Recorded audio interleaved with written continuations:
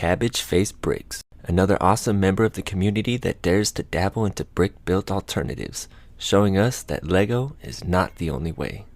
And we all know that Lego wouldn't touch these military builds with a 10-foot pole. Wait a minute, look at those rides. Uh-oh, watch out, speed champions. This was not a paid advertisement for the Cali Brick Clique, just a way that we can show our supporters some love. They're like my version of the Bob Ross afro. You look fine. They don't recognize. Yeah, you're fine. You look fine. All right, so we're gonna start in 5, 4, 3. What's going on, everybody? Welcome back to another episode 25 of Cali Brick Clique. And before we get into introductions, remember you could always listen to this on anywhere you can find podcasts, Apple Podcasts, Spotify, and of course, now recently, iHeartRadio. And as always, we have Ninja. Yeah. Yeah. And we have Claire shooting from a very far location. Yeah. Can you say kind of where you are? Because obviously I have a green screen. I'm in Ohio. That's pretty much where she is. Mm-hmm. And we have today Flynn Tricky Bricks. Hello. Welcome to the channel. Yeah, we can say that because it's on its own channel now. How's it going? Welcome. I know it's kind of like we're all technically Californian, so we're used to this time frame when we're recording. So it's actually not that late for anybody. No, it's normal. It's like dinner time. It's still early for me. Claire's still eating technically. And it's like late where she is, like 2 hours. Yeah, I have like a bag of beef jerky. I'm just chomping on. So she's on location. So how's everybody's week been since the last time we spoke? That's cool. Just taking a drink. Just taking a drink. What? Yeah, go ahead, Ninja. I've been good. I've been chilling, working on this mock. The theater. Yeah, the theater. Oh, How's that going? Getting some done. Getting the inside. I'm working on like the seats and stuff. I don't know if I'm gonna do like actual seats that fold down or just like regular seats. Yeah, so like brainstorming. like a movie theater or like a play theater. It's a movie theater. Yeah. Oh, got it. Go into the little city. So are you gonna show that off at Brikx LA coming up or what? Oh, that's a good question. I've been thinking about that actually. Because I have a little city and it's all custom, so I could, yeah. I mean, it's different. It's not the same. That's why I was trying to tell Claire to show off her thing, Bricks by the Bay, because it's going to be different. It's not like a normal traditional city using modulars that are currently out right now. Right. Because it's Friends colors like puked all over it in like the best way possible. That's like pink everywhere. Awesome. I am 100% here for that. Yeah. I went today to like a used or like a Lego resale store. It wasn't Bricks and Minifigs, but the equivalent. And they had these like big bags of like different pieces, and they were just like separated by colors. So they had like dark bluish gray, tan, dark tan, all the standard colors. And then they just had like a bag of like Friends colors was like in one bag. It didn't even get its own distinction between like lavender, medium lavender. Like, I was like kind of upset. And then I was also like, I mean, I get it, sort of. I don't know. I was like, I didn't react. Oh, man. Did you buy the bag?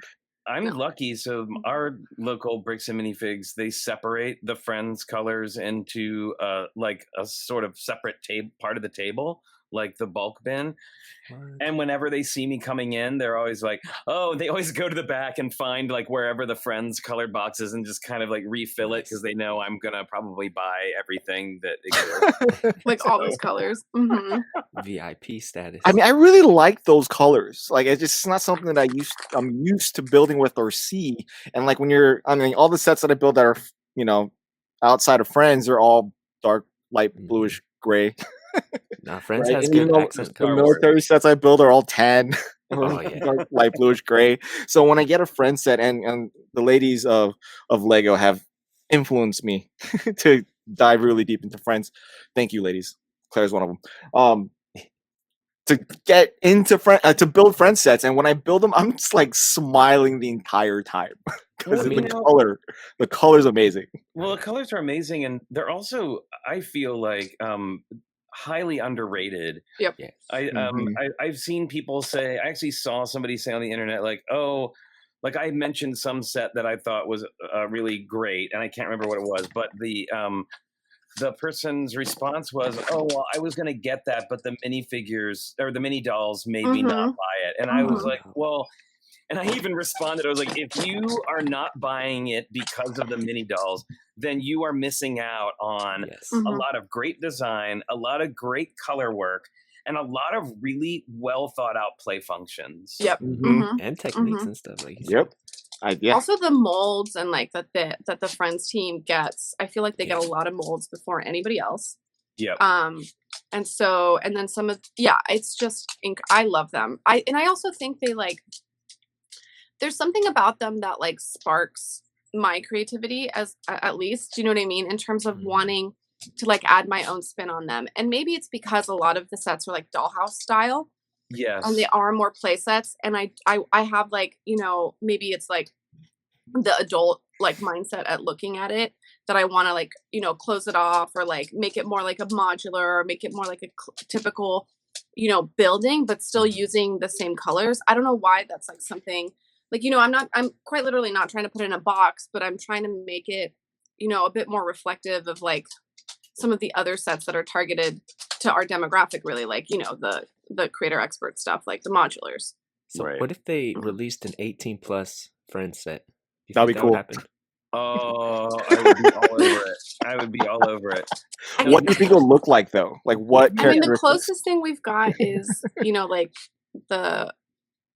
some Disney stuff that's like coming down the line, which I don't know if it's like embargoed or not to talk about, but like, I don't know. I don't know what it would look like. Would it be like a hotel, like the Heart Lake Hotel, which they're coming out with, you know, I don't know. Obviously I need these new Friends facades in my life right now. No, this is the second Heart Lake Hotel. Right. And the first one was amazing. I'm building that one now. It's so good. So good. It's so good. It has an elevator. It's like the Barbie dream house on like steroids. Very much so. Yep. Very much so. Yep. And there's like a bellhop and like all these little side builds that like really are quite extensive. There's this like incredible piano. It's just so good. And lots of pearl gold elements. That's not me. I have a dog. I was gonna say you're still hungry there, huh? Yeah, I'm sorry. Here, I'll show you maybe. See, there's a dog. For those of you who just listen to this on an Apple podcast, we have a dog. Okay, good. There's a dog. And she's fine. She just wants attention. So it's all good. I heard little claws or little. Well, you know, I can't ever be in a discussion about Friends and mini dolls without talking about Elves, which is maybe like my most favorite theme after Monster Fighters. Like Elves is, and you know, it's funny. A lot of people were not into it when it was out, and now it is one of those ones that everybody has now recognized in retrospect was really amazing, and they're sorry they didn't get them. They're so expensive now. Yeah, they're really expensive now. Out of my dark ages right when Elves was discontinued. So I completely missed it. That's when I think I came a little bit. I came back when Elves was like its last run. Yeah. I didn't really. How many waves did Elves go for? I think 2 or 3. Oh, okay, 4. Because there was like 2. I believe there were 2 waves that had lots of dragons, and then there was the goblin wave, and there was the bats wave. So I think 4, but I could be wrong. What was the year frame that when it came out? 2000. Well, I want to say like 12? 2016, 17, maybe. So Lego Movie status, like Lego Movie, first Lego Movie. Oh, the Lego Movie. No. The Elves, because in Lego Movie 2, they use like kind of elvish mini dolls. Kind of. Oh, sure. Well, Balthazar. Yeah, Balthazar. I mean, that's exactly what they reminded me. Hey, I like those vampires. I really love that crystal hairpiece. Is everything. Yes, definitely. That's such a good character, right? It says that it launched in 2015.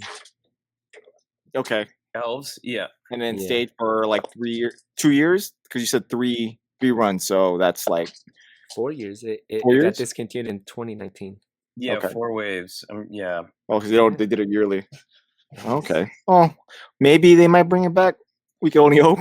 Well, and also some of the best mini dolls yet made, especially the villains. Like all the villain mini dolls in it are just like the Goblin King and some of the other ones. Just really, they're really well done. Okay, right Lots now of Sweet details. Mayhem has my pick. You can Oh, still for get best her. With or without, now in the armor or with that like Oh. Headpiece? opalescent hair. Oh I yeah, say with the hair. That hair is. I like the hair. It's really good. it's good. It's good. It's good. So aside from Friends, other things that came out What else recently. is there? A shoe? We have the Adidas shoe that just launched Yeah, what day? Just one shoe. Yeah, One one shoe? shoe. It's just one shoe. Wait, there's only one shoe. There is one shoe, but you can build it left or right. There's the pieces that you wait. can make it either one. Oh, So those are- It comes in a in case box. you're though, like, an Adidas box. Oh, the that's box is that's awesome. cool that they gave both for left or right, but it's also like, Those Come are on, There's- real? like two of them. is there somebody that like is more like has more likeness to one or the other? Like, I Hey, don't I'm all understand. How left you want feet to over play here. it? Well, I think the people, I don't know, maybe people who are lefties like really want that left shoe. There you go. I get it. Right.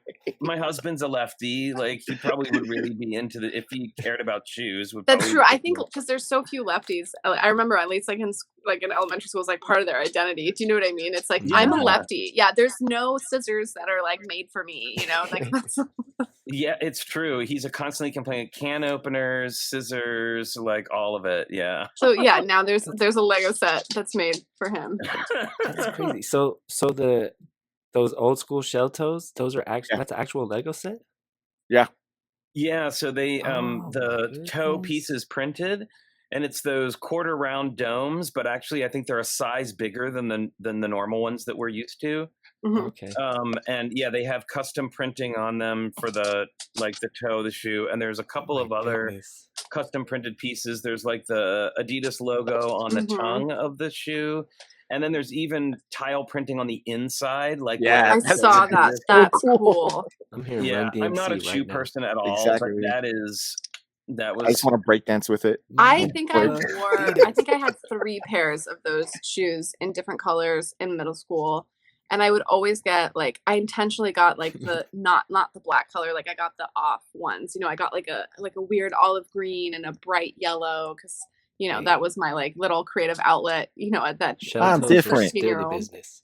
Yeah. Hey man, you do what you had to do. When I was a kid, it was neon socks. So I'm just saying. Hey, neon socks came back. They're still a thing. Yeah, Oh, yeah. They man. definitely came back. Yeah, sock culture is a thing. It was Yeah. That along is- with yeah. shoe.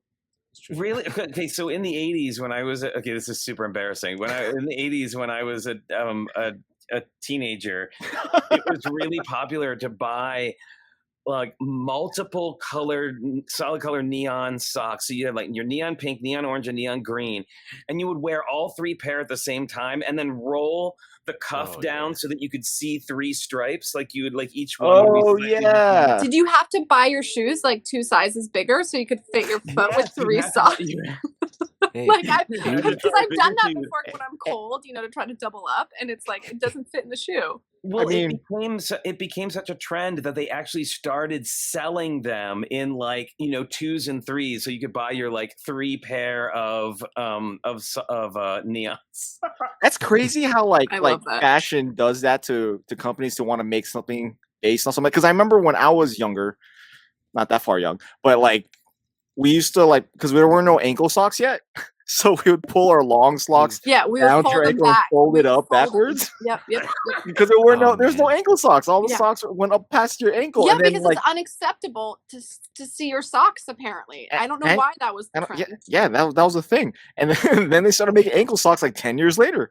Mhm. Okay, well now going way back, like before the 80s sock thing, when I was a little kid, it was the 70s sock thing, and it was white athletic socks that had a colored 3 colored bands around the Yeah. top. And you would wear your shorts and you would wear the socks and you would pull the socks all the way up Oh, to your Yes, knees, you can like show as it off. high as they would go. I And rock the you tube would socks. you would proudly wear your like giant socks with I mean, Hey, I I rock, did that with I the rock post tube office. socks. Do you guys remember the company American Apparel? They went out of business a few years ago, but when I was in college, they came out with like a lot of those socks, and then like with just extra versions of them, like knee high, thigh high versions of those socks. I definitely wore those like for like college parties, like costume parties, you know, with like a bodysuit or something like that. Just like, and like, finally, it's just like a onesie sock, just like exactly, yeah. you pull up and put your arms in. It's just like a sausage casing. That's all it is. We can talk about socks. How did we get here? Okay, well, let's bring New it Lego back. sets, you know, it's like Let's it's a bring it back. tangent. All right, aside from Adidas, which I think I'm a comp on day one when it decides to release. I was very skeptic when it came out, I like didn't know when it it was a set. announced, and then I looked at it like once, twice, 3 times, 4 times, and then the more I looked at it, I was like, okay, I really want this. I really want this. Now, did you see the picture of like shoeception? So Lego has made a shoe, a Lego shoe based on an Adidas shoe, and then Adidas has now made a shoe based on the Lego shoe. Yes. Oh. Yes. That I definitely want the actual shoe. That I know I definitely want. Out of all the Adidas collabs so far, I think that's the one I want the most. Well, most of the other Adidas collabs have been for kids. I think it's right. Oh, It's the last two. The last one wasn't. The plain colored ones. Yeah, there's the bright. That's like the yeah. Yeah, I mean those are pretty. I guess for a lot of people who aren't, I guess Urban Outfitters. Sorry, this is my fashion sense. Fashion forward are gonna want to have this plain colors. Hey, those black ones are clean. Yeah, I call Black them ones are clean. lifesaver shoes. They look like Yeah. lifesaver candy. right. The shoes I like. Yeah, I like. But as far as like clothing goes and stuff, I guess they haven't really done anything though, have they? That's really Levi's that's done it. And then That's Levi. there was like a whole Ninjago. There was like a Ninjago for kids like clothesline that just got announced not too long ago. Oh yeah, I was wondering That when looked that like it was like the style was like very like Ed Hardy kind of style. Yeah. I mean, you know how fashion kind of repeats itself in like 20 years. Oh, So are we gonna go back to early 2000s? Because I'm not looking forward to that. Because that's Ed Hardy, that's Affliction, that's the very bro type of fashion. But when are Jenko jeans gonna come back? Jenko jeans. I hope never, because I don't think we need to have pants that don't fit us ever again, Flynn. Like I don't think that needs to happen. Like I think we're still. I think like the kids are going away from the super tight jeans. I think that's growing that out. is happening. But Yeah. no, I think Yes, it's going away. I finally. think it's going away. I hope it's going away. Well, I was so surprised. You were saying fashion repeats itself because, of course, I was as a kid in the '70s. It was like all bell bottoms, right? But bell bottoms were like kind of more like tighter to the knee and then like flared out. And then so I like the first time I saw Jenko jeans, I was like, "What did you like? Take a circus tent and just like sew some legs into them?" And then Yeah, yes, that's the answer. and my friend's like, "Dude, you can hold an entire wine bottle in the back pocket." Like, how is that a Parachute good thing? pants. Like, how is that? Or you're gonna accidentally sit on it. Like, that's ridiculous. Jenko jeans. Well, let me get us out of this. Talking about retro, Lego typewriter. Oh, nice. I like that transition. That was good. Very nice. Yeah. Very good. That was smooth. Yes. So, Flynn, like you recently did. Okay, I just want to say I really like the way you review sets on live stream. Oh, thanks. Because it's different. Like everybody when they review a set, no matter what it is, no matter like Lego, Brickmania, whatever, they curate and edit and they plan and they make us finished product in like 3-4 minutes. But you are able to like break it down and span it over a live stream for however long you could be able to do it, and you're able to dive into it really, really well to the point that it's actually interesting to watch. Well, thank you so much. 'Cause I gotta say, like we did the Everyone is Awesome set before this one, but this was the first really big set we've ever received to review. It looks like I saw the Everyone is Awesome set. I know you don't like to do videos. You like the live stream. Yeah. But the way you did it, like this time around, I guess the last one too, but this one was like well done. Oh, wow. I super appreciate that because I was so nervous. I was like, this is new territory for us. I don't know what to do. And I was like, I don't know. People seem to like time-lapse videos. So like I made a time-lapse of building the entire model. and just kind of showed it while we were talking about it. Because I don't know, I feel like to try to review, I don't know. So I was in video game journalism for a long time, many years ago, and there was such like you were saying, like there's such a rush to like condense, like, you know, you get the game code and then you want to enjoy playing the game, and you can't because you're being forced to like play it so quickly and like get through it so that you can talk about it.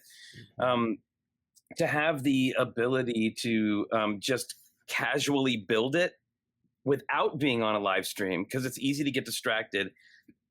And I'll tell you that typewriter, you do not want to be distracted when you're building it. It takes focus, especially the first 3 bags when you're setting up the keyboard. It takes a lot of focus to make sure it doesn't screw up.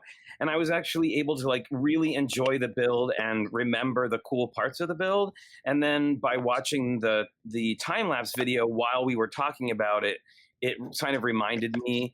And then I didn't have to spend, you know, like 2 weeks, like trying to figure out everything I was going to say about it. I just kind of riffed on what I was seeing and what I could remember.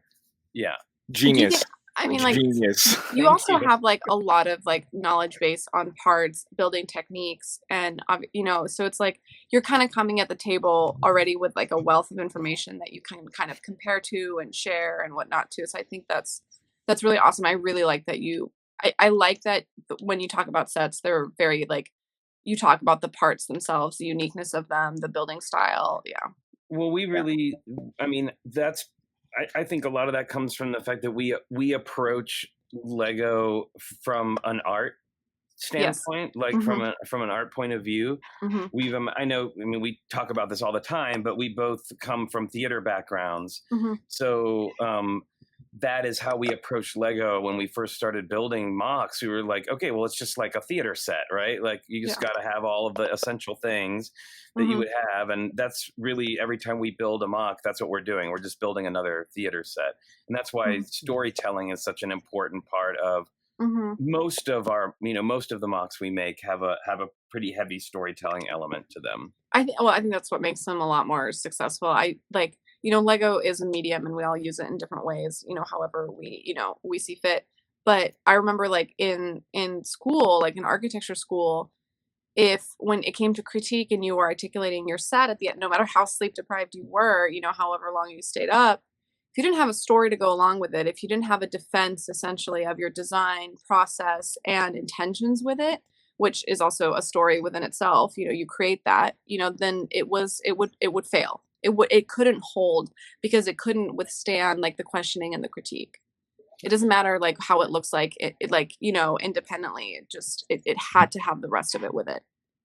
Well, I think that's important, you know, is like directness of storytelling. Like when we were on Lego Masters, I remember the, you know, Brickmaster Amy and Brickmaster Jamie, like one of the things that they really were on was about storytelling. And they would tell us, okay, so when they would come around to do the judging, they would like, okay, you can tell the judges what the story is of your model in like a couple sentences, like make it fast.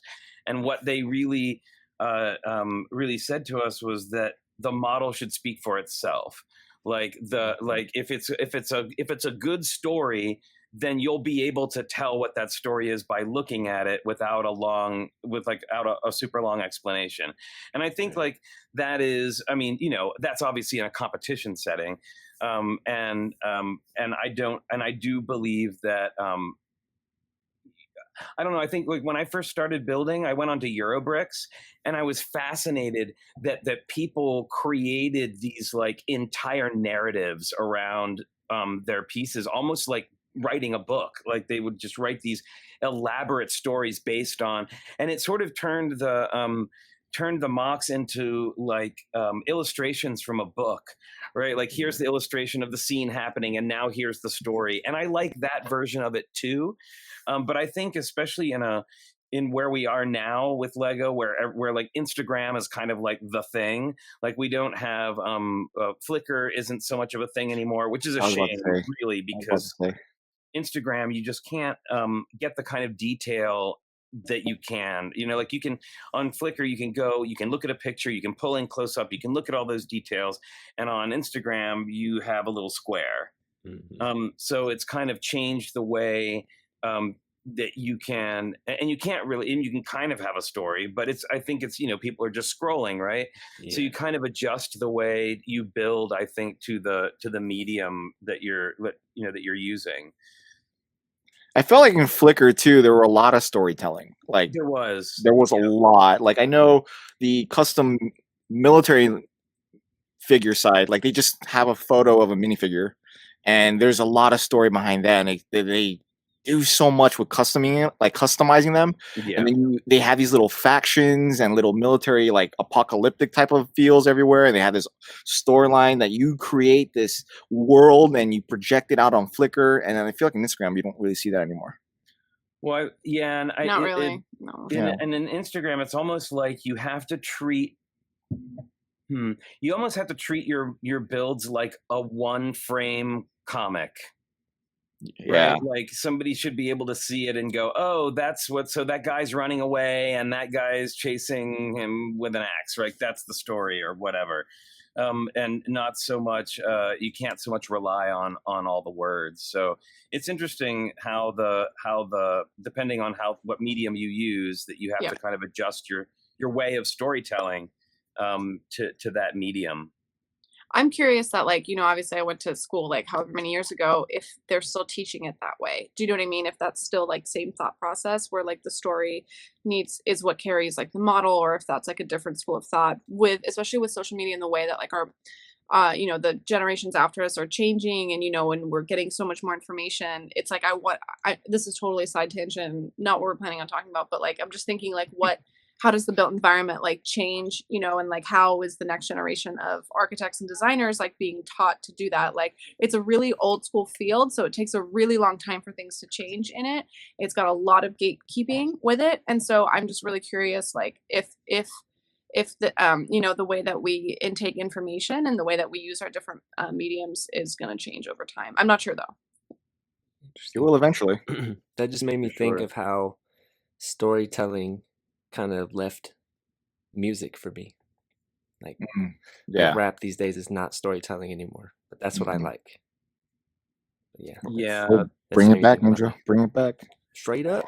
Well, I mean, that was like, especially in the 70s was like the time of the storytelling song. Like they would give you a full on like beginning, middle, and end story in in those songs. And now I remember going to the clubs and stuff when I was in my 20s, and all of the songs had just turned into, can you feel it?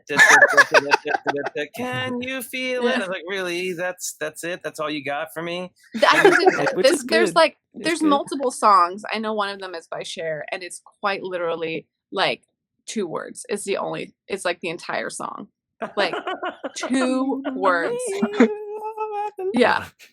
I mean, like, how many words does that one have? It's like 5. And like she was around, she 2 lines. She was also pumping out music in the 70s, right? So it's like just like storytelling songs too. Exactly, her trajectory, over the years or whatever, as to how she stayed relevant.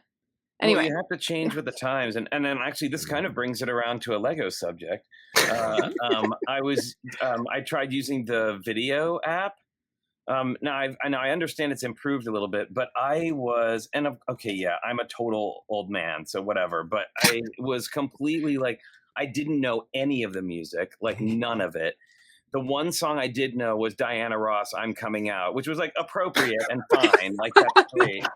And I think there was an Elton John song, but like a terrible Elton John song, like Elton John, and everything else was auto-tuned. Every single song was auto-tuned. Yeah, and I was like, does anybody actually sing with their human voice anymore? Right. Or are we just they do. There's just few and far between, and you have to go to a live concert, which who knows when we'll be able to really do that again. I mean, it's like you don't get that anymore. Even at live shows, they have their mics auto-tuned. It's horrible. It's cheating. What? It's cheating. It's cheating. If you can't sing, don't sing. That's how it used to be. Well, I Yeah, just just think sing that out don't loud you in think it public. sets an unrealistic standard and then like flushes the market with like not actual talent and just faces and public figures? Yeah, that's the Well, you world know, now, right? for a long time, I was like, I don't listen to a lot of recent music. And like back when Lady Gaga was really popular, like when she was first getting really popular and she was playing a lot of gay clubs, she had like a really big audience and like the dance music. And I was just like, oh, they're just another person who's doing, like the auto-tune music stuff. And then I heard her sing The Sound of Music on the Oscars. And like Julie Andrews actually like came up and was like, that was amazing. I couldn't believe it. Like she Yeah. is an epic talent. Like She's her voice so is talented. So Yeah. talented. I saw It her just in New makes you York think, though. in that time when she was becoming popular. Like this had to have been like 2007. And she was like in a club and she sang a few of her songs a cappella essentially, like she just or like Mhm. and just with her on the piano, and she just like shook the entire, it was unbelievable. And but like if you didn't hear her do these offshoots you would never guess, like. And so but I think her brand and her face and what she's doing was very intentional from her part. Do you know what I mean? And like Sure. and I think that's a bit, to be fair to her, and maybe it's because I am biased towards her, that like I think she's not like your everyday. I don't know. I don't know. I don't want to believe that like she did it just because of the popularity. I felt like, or maybe she did it at the beginning and then it transitioned to herself because she's become such an icon. Do you know what I mean? Over a relatively short amount of time. Very quickly. Yeah. Very Yeah. quickly. I mean, she was very like. You gotta also remember when she came out like into the world, like as far as her music, it was like boom out of nowhere, and she It like was got instant fame quickly because of how it different was she was super at the time. different. Yeah. Yeah, Yeah. like very different. She's really sweet in person. I met her at Urban Outfitters. Yeah, sure. I Yeah, think she came she's to my our store. age. She's our Yeah, age. she Yeah. came to my. I met a lot of because I used to work at the one in Melrose in West Hollywood, so I met a lot. Oh. I met a lot of celebrities in that area. It is Mhm. West Hollywood, so But Celebrities. yeah, I mean she's also a good transition into our next Lego set because she's a big advocate and ally Yes, for the LGBTQ community. it's true. Yep. It's So true. since we're in that topic, I was just gonna say how I carded Ariana Grande because I didn't know who she was. But well, we can, we can go back. Classic. We can Good go for back. you. I love What? when I didn't know who she was. That's I such an love when old I read man move. stories about celebrities who get like turned away from something because I would think as a celebrity who like you're constantly getting, like attention all the time, it might kind of feel good to get like that, like, Yeah. they Well, don't she know had like she spent like 10 grand, and Some- well, 10 grand is a lot of money, and I need to see your card with an ID. And I asked for an ID, and she's like, I don't have one, and I'm like, I can't sell you this, and she's like, you can Google me in the most sweetest way possible. And I was Can you like, imagine okay. you don't need to carry around an ID because you can be Googled? Yeah, right. So, So so that was Pretty soon. that was basically the nice way of saying, "Don't you know who I am?" Yeah, There you you can go. Google me. she was sweet. No, she was very sweet. She was trying. She didn't want to resort to that, but I was like, at a no. Wow, I'm gonna try that the next time I go to the Lego store. You can Google me. The You question can is, did Google it me. work? Yeah, I did. Why Okay. is the Lego store carding you, Flynn? Is what I want to know. I don't know. All right, bring it back. Bring it back. So, back in. all right, bring it back. We love this tangent stuff. We can just go on for days like this. Pride. We are in the month of June. Lego came out with a set. Everyone is awesome, right? And being someone from that community, Flynn, can you explain what Pride is for those of you who are not familiar with the Whew, that's movement? that could be a whole show in itself. Yeah, but, that's a weighted one. Yeah, it is a weighted one. Well, but good luck. really, if you want to know the history, I know like what we all know of today as Pride, is a celebration. It started off as a day, and then it turned into a week, and now we have a month, which is awesome. But I think a lot of people don't understand and know that actually what we now call Pride started off as a riot. There was a bar called the Stonewall Inn in New York back in the 70s. It was very, and 60s and 70s, it was very common for the police to raid gay bars and arrest everybody that was inside. And so they tried to raid the Stonewall, and they fought back this time. And there were a lot of drag queens, a lot of transgender people, a lot of gay people, a lot of queer people there. And they finally were like, you know what, enough is enough. And they fought back. And so the original Pride was a riot, quite literally. And, it has since evolved into what we, what we celebrate today. But I do think it's really important for people to remember the where it came from and why. And it wasn't always this kind of joyful reason to wear lots of rainbow colors and go out and hang out and throw glitter. Like it wasn't always that fun. And I don't know, it's easy to lose sight of that kind of stuff, especially when on Pride Month, everywhere, it seems like everywhere you turn around, somebody slapped a rainbow on something and is trying to sell it to you. And sometimes it feels extremely disingenuous and just like something else that they can put on a t-shirt and sell. And then sometimes, like in the case of the Everyone is Awesome set, it feels like a legitimate, real move on a company's part. And to have a company the size of Lego, the largest toy company in the world, put out a set that pretty much straight up says like, hey, this community is valid and we see you and we appreciate our fans. Like that is, I just can't be overstated, like what a huge deal that is. And I mean, some might say, well, it's a shame that it has to be a big deal. Why does it have to be a big deal?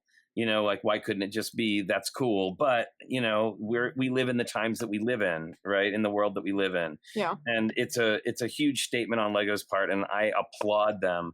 And, I've seen the people say that they think it's a money grab on Lego's part. And I say to those people, the story, like, do your homework. Like, find out the story behind the set. Like that T-shirt in the pile of other T-shirts at Michael's with a rainbow on it. Like you can do your homework on that, and you're not going to find anything. Yeah, it's not going to go very far. Right? Like, do your homework on this Lego set. It was designed by Matthew Ashton, the openly gay senior vice president of design at Lego. I mean, he's way up there. This is somebody who has created a ton of Lego. Think Monster Fighters was something that he pitched, like back before he was a senior VP. He created Unikitty. That is like his creation. Plus a ton of other stuff. But he created this set. He was moving offices at Lego and wanted to create an office decoration for himself. And so he created this set. And a lot of the employees at Lego were like, hey, this is really cool and an important thing. Do you think we could do a set of it?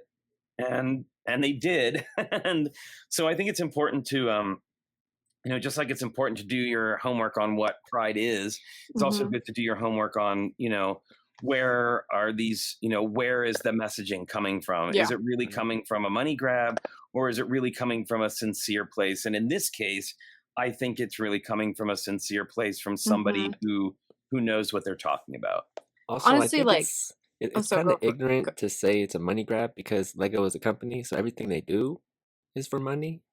So sort of. So you could say that, but then like, but companies, a lot of companies. A lot of, I say this coming from living in the Bay Area, where there's a lot of very modern tech companies that challenge themselves and challenge like their HR departments and their operations departments and their diversity departments. They have those things, you know what I mean? And they they really try to evaluate the people. There's a position called head of people, which is theoretically like someone who's out there to take care of the employees, right? So like, and Lego is one of those types of companies as well. They're really, in the same kind of vein as to the statement that they make out in it as a company is a reflection of the company itself, which is a lot of the reason why they don't do a lot of religious sets, a lot of military sets. These are conscious decisions.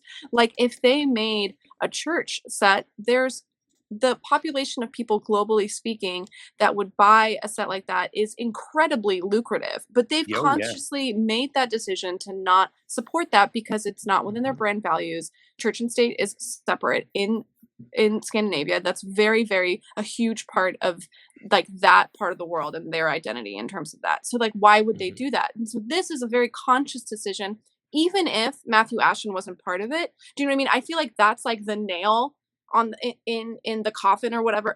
That's like the worst analogy, but I'm saying it's like that's like the cherry on top There because, you go. but like, you know what I mean? Because it's like, as a company as old as them who is so vividly aware of their public image to the point of almost detriment sometimes, this was a very conscious decision. So if they would have never seen that set on his desk, do you think they would have still made it? Oh, that I don't know. I mean, that's like a Or hypothetical. something close to that. Or like, I think if somebody, I mean, obviously they're open to it, but I think there's no doubt that the fact that, he's the vice president of design had a lot to do. I'm sure, that's a big push to put behind something, right? Like that's a big check mark in the box. But, they could have also easily said, no, we don't want to touch that. We don't want to go there. And but they did, and that would have been the safer that would have been the safer route. You know what I mean? That would have been the conservative safer route, and they didn't, and that's why it's like such a good thing. Well, I was really impressed because of course there are detractors, and I've definitely seen the negativity out there, but I don't know, and of course the biggest thing I saw was, oh well, you said you were never going to make a political set. And actually, Lego on Twitter said to somebody, this isn't a political statement. This is about human rights for everybody. Yeah. I think it's the US that has made this political. Do you know what I mean? I think that's like one thing that we've done. Unfortunately, do you know what I mean? I think there's other countries, especially in Europe, where they're maybe a few years ahead of us when it comes to like separating this out. Do you know what I mean? I feel like. I mean, yes and no, because look at Poland, where there are cities actively saying we are a no LGBTQ zone. Like they are literally like saying like there are no gays, and there's other places I know that are not going to. There are countries that will not sell this set. Fundamentally, it's against their values. I did not know that. I know that it happened. I believe it's in Poland, but also just today I read in Hungary they passed a law that you are not allowed to discuss anything about the LGBTQ community with children.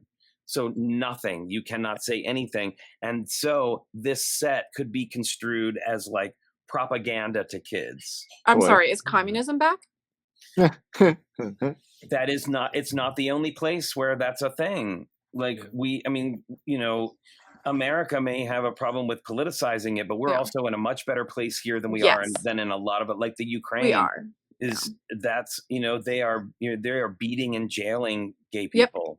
Yep. I do want to plug one of my favorite places on earth, which is Israel, which is one of the biggest supporters of the gay community. And it is very important for people to realize that part of the world is not one to like shun over and look over lightly because of current events. It's like very important to realize that, like, I don't know, I don't want to turn this episode into that, but that is like a very big deal that I think people should realize, that like we have a lot of places in the world that are not supportive of the LGBTQ communities, and then we have those that are. And those shouldn't be like taken for granted.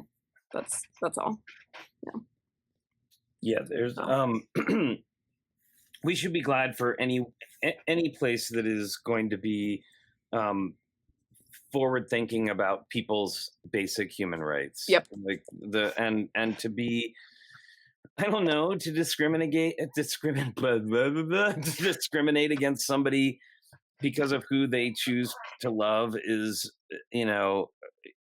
pretty. I don't know. Unfathomable. It's a sad state of affairs. Yeah. Like, mind your own business, do your own thing. It's not hurting you, so just find something else. Yeah, you've got bigger issues probably to deal with. Exactly. Yeah. Yeah, I mean, there are some people even within the Lego group who have not necessarily outwardly, but have really gone against it. I mean, I saw some things on Instagram stories and stuff like that where the boxes are being punched in the same exact spot. It's pretty obvious what happened there.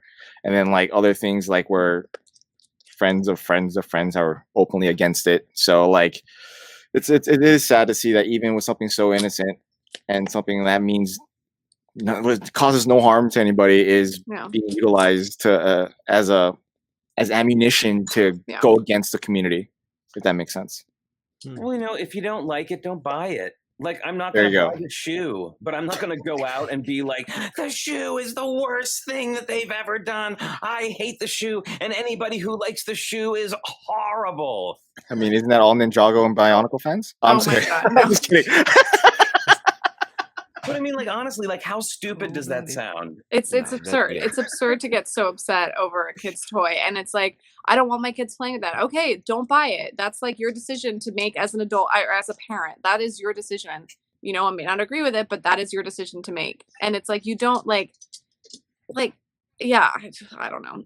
So I'm really curious though. Like, I've heard like people commenting just kind of like ever so slightly being like, it's not that interesting of a build, or or like the sets aren't special like about it.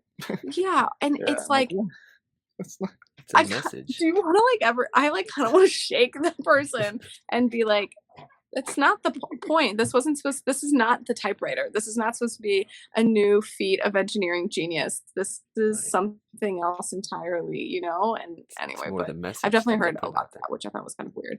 Mm-hmm. But we also got to say on the other end of that spectrum, all the creativity that people have been utilizing the set for. It's amazing. I gotta say, like, and I'm sure it has a lot to do with just like who I follow on Instagram and Twitter and all that kind of stuff. But when this set came out, I couldn't believe the response that I saw. I mean, like Jimmy Kimmel did a piece on it. Like there was a whole thing on that. It was in the newspaper. Like, I did an interview with the Guardian UK about it.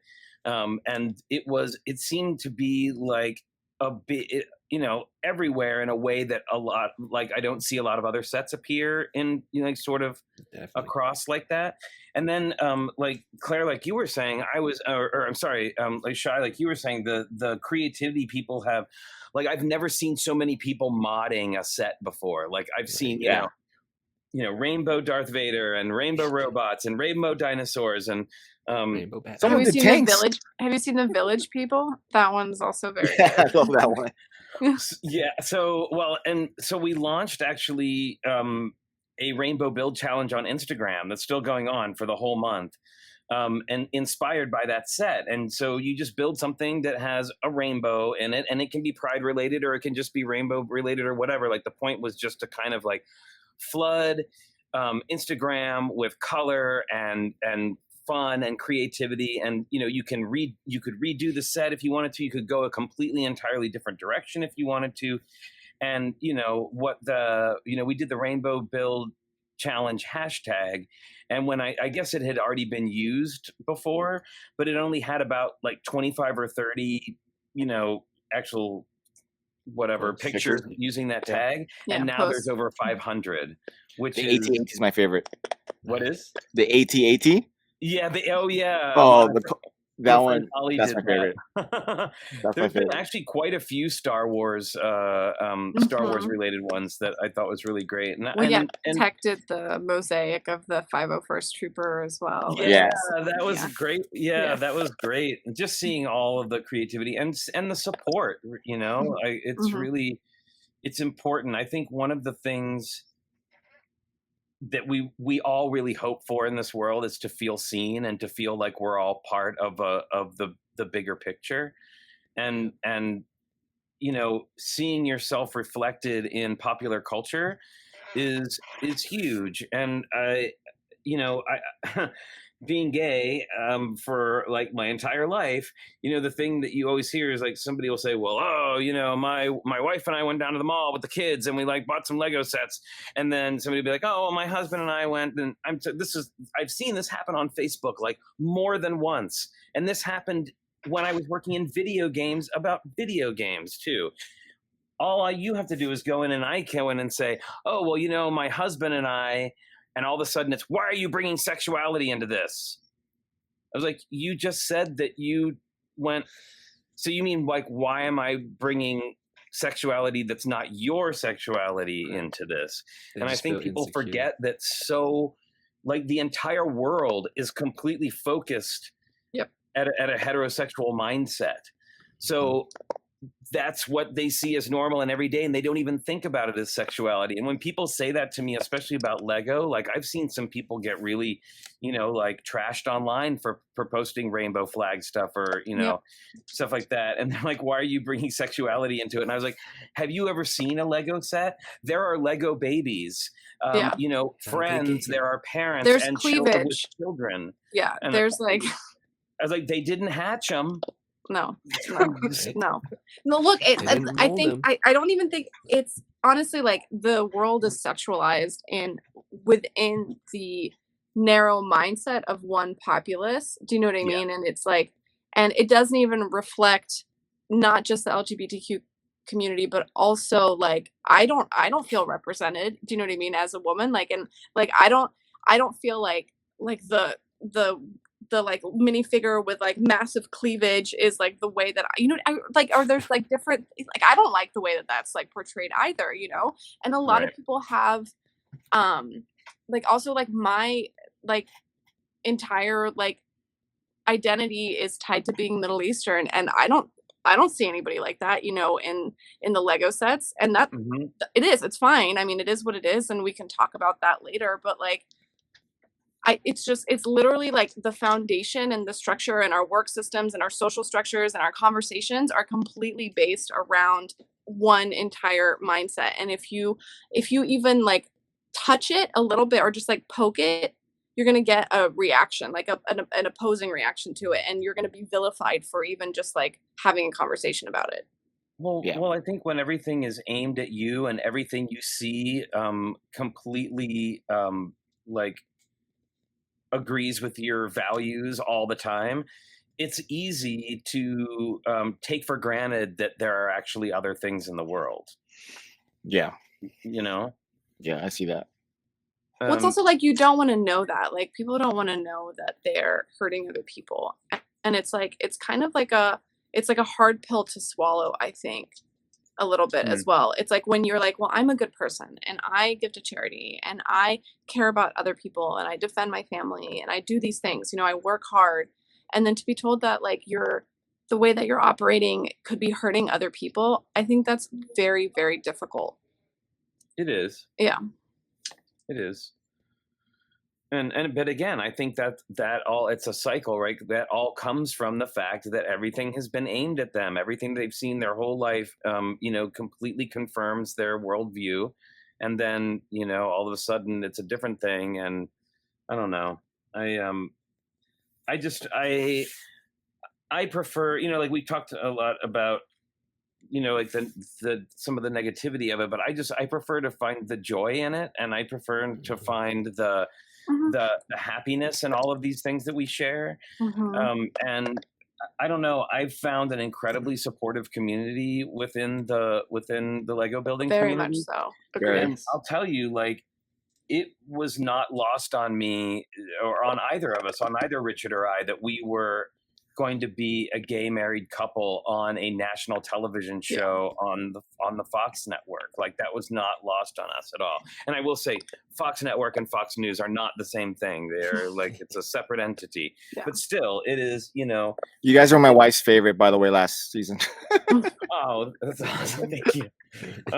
But you know, that was and I got to tell you, before the show came out, I had a lot of anxiety surrounding what the blowback was going to be on it and what, you know, like And you know, I've been dealing with bullies all my life, so I have a certain set of armor, you know, Mm-hmm. against that kind of stuff. But it doesn't mean that like reading hateful things about yourself online doesn't hurt sometimes, you know. Yeah. Also, No, And national we're all television is like just a different platform. yeah, yeah, and I we're will still say that human.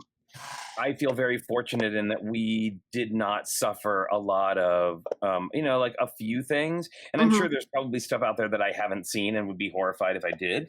Mm-hmm. But like nobody, with a very, very few exceptions, have like straight up come onto our social media and tried to start anything or Yeah. kind of like, you know, be a jerk. But That's good. That's really good. I mean, that's saying a lot. That's already things are better because let's say like 15 years ago that or 10 years ago, or even 5 years ago, that might not have been the case.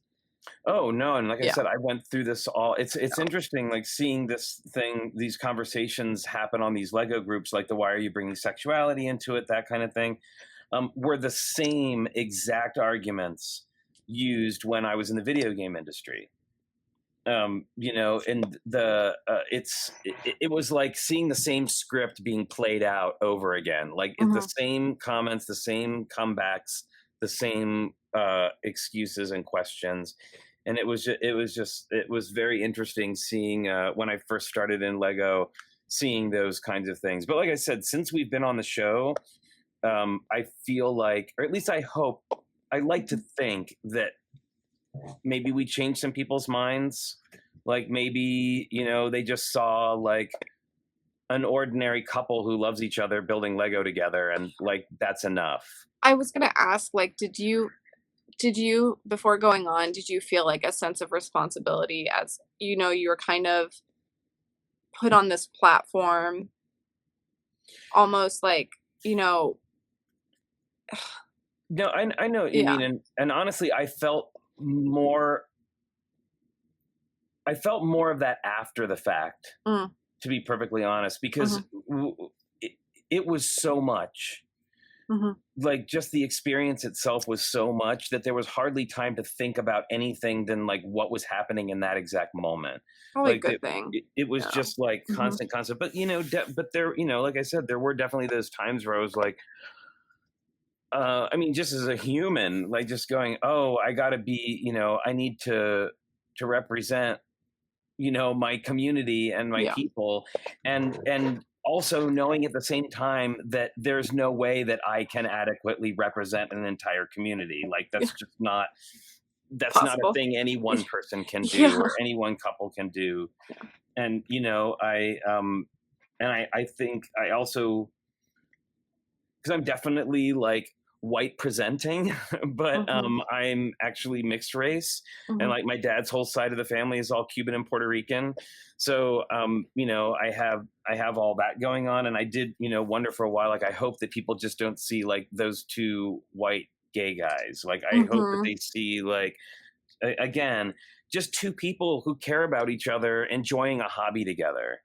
right. That's And how it should be that's seen. what I was really hoping would be the takeaway. Mhm. And then when the show came out and um, we went to Brikx Cascade, and I had a lot of people stop me and tell me how meaningful it was to them that we were on the show, and like thanking us for representing. And you know, you know, Bruce's group AFOLs, you know, they like presented us with a visibility award. You know, like they made these really great Lego trophies for us, and it was I don't know, it was very meaningful, and I feel fortunate that we meant that to people, because that wasn't necessarily like our intention going in, and not that we didn't think about it. Again, it was just that there was so much going on, Yeah. like cameras and Neural people and input. Yeah. producers, Exactly. and you're Yeah. building, and there's a clock, and Will Arnett and Jamie and Amy, and like all of it, and it's like just trying to process all of that, and then also through the lens of being a good representative for your community was Mhm. sometimes like more than my brain could handle. For sure. That award is awesome. Sorry, I like totally keep cutting Shy and Ninja off, but that's like That's like it's almost like that's the lifetime achievement award in the Lego community equivalent. Do you know what I mean? It's like you have represented your community and you kind of like you've hit your ceiling, Flynn. It's like that's it. There's only, that's amazing. Because like I can only imagine like even like the 3 people that have told me, a few more being like, it's so great seeing like a female YouTube content creator like on Lego. Like I love it. There's so few. Like it's so amazing. Like you've inspired me to do my channel. Like that's literally the best thing anyone could say. I can only imagine like the kind of like just that like apple or that like pit you probably felt like you're like just like the swelling heart feeling, you know what I mean? And like when someone told you that or when you were presented with that award. Well, and then I have to say like the award was great, and I don't know, I've had since we started our channel, I've actually had multiple parents reach out to me and say, my kid who I watch the show with, like we watch your YouTube show with, came out to me recently, and we are so grateful that we have you. We're so grateful that we have you guys as role models, and you've created such a great space for them to feel safe enough that they could come and tell me that. And that's happened on more than one occasion. That's incredible. And I feel like, if you can reach one person, then you've done something, like you've reached a goal. But to be able to reach multiple people and the platform that Lego Masters gave us to be able to do that, I'll always be grateful for that. Yeah, that's a big deal. That's a really big deal. And the community that you're fostering online and in the YouTube space is so Shout out to Tricky Luck. Yeah, it's so necessary. The YouTube community is not the same as the Instagram Lego community. It is like not as diverse in all senses of that word. And so it's really nice. It's really nice that you guys are here. Thank you. I appreciate that. Yeah. Wow. I mean, I don't know a better way to end this episode. But yeah, I mean, I guess I'll just cut it here because that was beautiful. I'm about to cry, and Claire's if you can't see anything, Claire looks like she's crying. Yeah, just a little bit. Just a little bit. So, yeah. I mean, I will say like personally, I'm not gay, but my best friend is, and it took him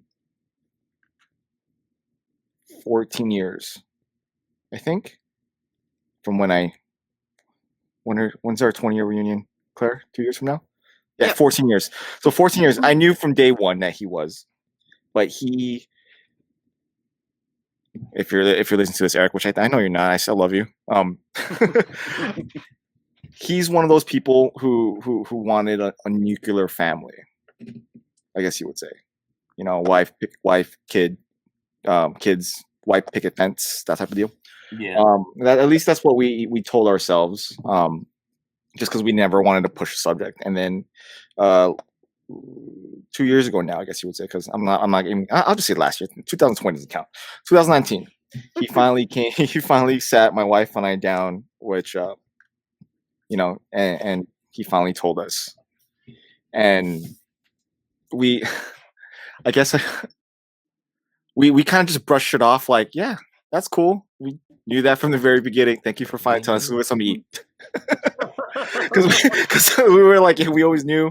We never wanted to push it, but we didn't really appreciate the moment that he, that moment that coming out moment that he was either dreading or looking forward to saying this entire time, and we were just like, cool, that's nice, let's go eat.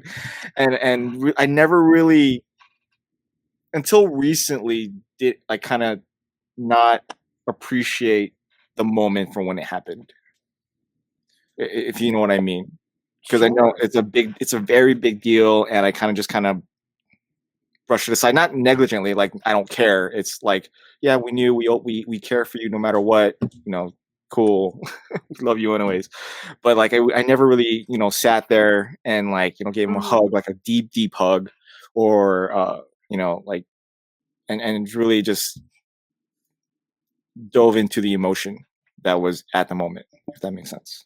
Well, no, it absolutely. And I think it also, for anybody who does have some, a friend who comes out to them, like, just do realize that it's a big enough deal to them that they feel like they have to sit you down to talk to you about it. Yeah. Right. Yeah. And at the same time, that's really, like, I mean, like, yes, we want the hug, but that's also the reaction that we hope for. At least I would have hoped for when I came out in the 80s, because it was not like that, that I would have been able to say, like, hey, by the way, I'm gay. And everybody said, that's cool, man. Not a problem. Let's go get something to eat. Like, I wish that had been the response. So, I mean, your response was your response, but don't feel bad about it. Give him a hug the next time you see him. I apologize later, but I never really kind of just like appreciate. I didn't appreciate the moment. That's I guess what I'm trying to say. Well, and I think too. I think people, people who are coming out need to also, remember that, like, the person they're telling this to is going to have an emotional reaction too, and it may be range from that's cool to, oh my gosh, this is the most amazing thing. Let's go put on a boa and go to the clubs. Yeah. Yeah. Like, I'm putting you on a pedestal. Like, this is great. By the way, I love partying in WeHo. It's way better than Hollywood. I've absolutely had both reactions. Like, for sure, I was like, cool. Anyway, can you grab me a drink, like, over there, like, or something? Like the conversation like continued, and then it was like, oh my god, let's throw a party. Like, this is the biggest thing to celebrate. This is amazing. And it also, like, you just gotta read the room and see what your friend wants. You know what I mean? What they want to hear. So yeah, absolutely. Absolutely. Okay. I guess I'll end it here now for sure. You're not a bad person, Shy. Is that what you want to hear? No, I'm not trying to make this about me. I'm sorry. I just wanted to say it because I wanted to at least shout out my best friend. Shout out to Eric. Yeah. So, all right. So I guess we'll just leave it at that. Once again, if you enjoyed the episode, write it somewhere, whether it be here or in one of the commentable podcast channels out there. Like, I think the only ones Apple Podcasts and iHeartRadio. The other ones you can't comment. But thank you again, Flynn, for joining us today. This was such a great episode. I have no words. It was great. Thank you so much. Oh, thank you so much for having me. I'm so glad to get to share screens with all of you. And funny enough, like, unlike most people that I've met through the online community, Shy and I had run-ins in the past when we were on Lego Masters. Yeah, I couldn't say anything. I wasn't allowed to disclose that information publicly. So that was the reason why I didn't say anything till now, because I no longer work there. So in the beginning, I wasn't allowed to disclose that. So, that's awesome, though. That's so cool. Yeah, so that was. So, am I allowed to tell? Can I tell the story? Yeah, you can say it now. Yeah. Oh yeah. So when we were on Lego Masters, we would go to the Lego store almost every weekend, and Shy was there. And I didn't even make this connection, by the way, until like 2 days ago when you like posted something about it on Instagram. I was yeah, because I sold you that set. You're that guy that made me buy the Ninjago City docks. Made me I was a good salesman. Yeah. I sold my store like it was cool. Yeah. No, I will never forget, because it was like Black Friday weekend, and a bunch of stuff was about to go on sale, and it was between Apocalypseburg and the Ninjago City docks, and I already had Ninjago City, and I had told him it was like my favorite build I've ever done, and I love the Disney Castle, but like, it had so much more storytelling, and like there was just a lot of stuff going on in it that I really loved. And he was like, you need to just get the docs, just get the docs. And I was like, oh, really? Why? And he's like, I'm not going to say, but just get it now. And what he knew that I didn't know and couldn't have known was that it was going to be not going to be around anymore. And that with Black Friday weekend was pretty much going to be the end of Ninjago City Docs, like, because they were going to sell out what they had, and like that was it. And I bought it, and I had to take it out of the box and stick it in a bag to get it on the plane home after Lego Masters, because we had so much crap. But it was like 100% worth it. And I'm so glad. I'm so glad I made you. I'm so glad you made me make that decision. I do that a lot with a lot of AFOLs that came into my store. Yeah, I mean, we're your target demographic. You're like, I'll sell you anything. It's like, we were probably going to buy something already, but still, thank you. No, I'm gonna make you buy. I'll upsell an AFOL just because I am also an AFOL and I know what you want. You know the secret language. You just need that extra push. Mm-hmm.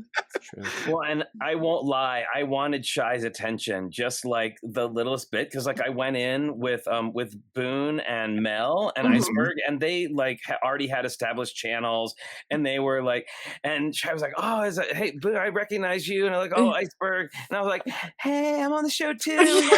I'm over here. Don't forget me.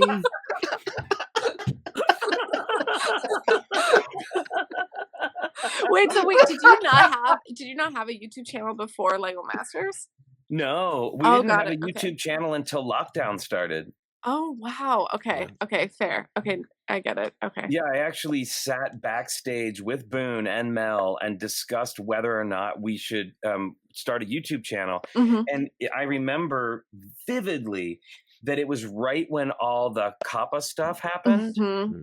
And that was right because the two of them, I remember the two of them freaking out about it in the dressing room or in our trailer. And I was like, oh, well, he's like, yeah, I was like, I thought about maybe we should, because of the show, like maybe we should do a YouTube channel, but what would we do? Yeah. And now here we are, like 248 episodes later. I guess we found something to do. Yeah, exactly. You figured out something to talk about. For streamers, for YouTube streamers who primarily just stream, I think you guys have like done it. Like you guys are like succeeding. You're growing. People love the community you've built. Like for a streamer, that is very hard. Yeah, on YouTube, very hard. Well, we definitely have a smaller community than a lot of other places. Like we've, we don't have 10,000 subscribers or anything like that. We're a pretty, very small numbers wise in the YouTube universe. Like anywhere else, like 2,000 people like being subscribed to your channel would probably be a big deal, except for YouTube, where that's like a drop in the bucket. But we have a very dedicated community. And a very tight-knit community in a way that I think is hard to do when you maybe have a channel that is so huge that you don't get that kind of personal interaction with people. And we try very hard to be very engaged with our community in the chat while we're streaming. You guys are great. To the point where when we do these build challenges, a lot of the people, I know their builds now. Like they've been building build challenges for us for like a year, and I can recognize their style. That's awesome. That's awesome. That's so good. You can. I wonder if you can probably even see them improve over time as well, with like more practice and stuff as well. Oh, sure. Like because we did some like how-to videos. Like we have a series of like 7 or 8 ones we did, like window treatments, we did oceans and mountains and lettering, and we did one on photography, on mock photography. And every time we would do those, I would see the effects of those on the people's builds. And I've definitely seen people like making huge improvements, building their first mocks ever for one of our builds. I mean, actually, on season 2 of Lego Masters, Dawn, the older lady with the white hair, she did her first mock on our show. No way. No way. And now she's a Lego Master. Yeah, she's a Lego Master. Yeah, so now she's on the show. So that and Moto, who was already like famous in his own right in the internet circles, but he, he's a regular fixture on our show and hanging around. And then he ended up on the show. So we had like 2 people from our community end up on the show. And it was such an honor to kind of like pass that mantle, and I'll tell you, we have like every streamer does, we have our little in jokes or whatever on the show. And one of the ones we did was we were joking about, do you remember Clippy from Word program? Yeah, it was of like course. the annoying paperclip. Like the paperclip, yeah. So we put eyeballs on a brick separator and called it Clique. So and so like Clique kind of became a running joke on our show. Like, your camera's out of focus. Do you need help? We had like a little graphic. Well, Moto and Dawn, actually, if you watch the show and look, they are both wearing Clique pins on their outfits. And like in their pockets and stuff like that. Yeah. Like that's so cool. That's so subtle, and it's such an elegant like nod to the tricky leg, it's like it's so cool. It was pretty cool. Representing. All right. Well, for the third time. My son's about to break down this door right now because he wants to come in here. But we'll officially end it right now because we can talk for days. Because this is, we literally can. But so once again, if you made it with us all the way over here, thank you. We love you. And once again, roll that music. You guys have a wonderful evening. Peace. Hey, we talked about tube socks pulled all the way up to the I loved how I was like looking at the clock. I'm like, wow, we're on the tube sock thing for like 10 minutes. Yeah, exactly. We're not going to get out of it. How can I segue back?